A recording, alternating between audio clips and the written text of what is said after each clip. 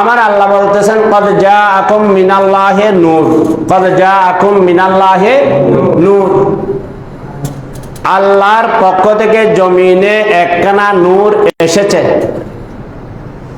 তাহলে বোঝা যাচ্ছে যে মানুষ আগে আসে এবং এক জায়গায় থাকে, সেই মানুষ এক জায়গায় থেকে আরেক জায়গায় কি হয়, ট্রান্সফার হয়।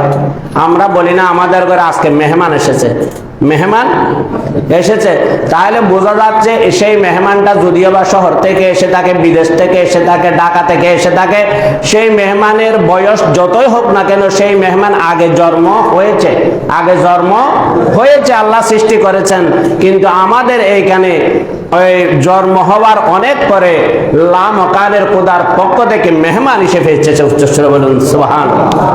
আমার আল্লাহর রাসূল হায়াত নবী, জিন্দা নবী সাল্লাল্লাহু আলাইহি ওয়াসাল্লাম, সৈয়দুল আম্বিয়া, শেখুল আম্বিয়া, রইসুল আম্বিয়া, মুখতারুল আম্বিয়া, ফখরুল আম্বিয়াকে আমার আল্লাহ আরশ, কুরসি, লৌহ, কলম, চন্দ্র, সূরজ, গ্রহ, নক্ষত্র, বৃহস্ত, দুজখুল কায়নাত সৃষ্টি করার পূর্বে সর্বপ্রথম যে নিয়ামত, যে বস্তু আল্লাহর পক্ষ থেকে সৃষ্টি হয়েছেন, সেইটা হচ্ছে আমার রাসূল আকরামের নূর মুবারক। উচ্চস্বরে বলুন সুবহানাল্লাহ। আমি গত জুমায় বয়ান দিয়েছিলাম, হযরত জাবের রাদিয়াল্লাহু তাআলা আমার রাসূলকে জিজ্ঞাসা করলেন, ইয়া রাসূলুল্লাহ, আমাদের জানতে ইচ্ছা করে, আমাদের বুঝতে ইচ্ছা করে, সর্বপ্রথম আল্লাহ রাব্বুল আলামিন কুল কায়নাত সৃষ্টি করার পূর্বে কোন নিয়ামত কানা সৃষ্টি করেছেন, আমাদেরকে একটু বলুন। উচ্চস্বরে বলুন সুবহানাল্লাহ। কিন্তু আমার রাসূল বলে দিয়েছেন, আউয়ালু মা খালাকাল্লাহু নূরি ওয়া মিন নূরি খালাকা কুল্লা শাই। উচ্চস্বরে বলুন সুবহানাল্লাহ।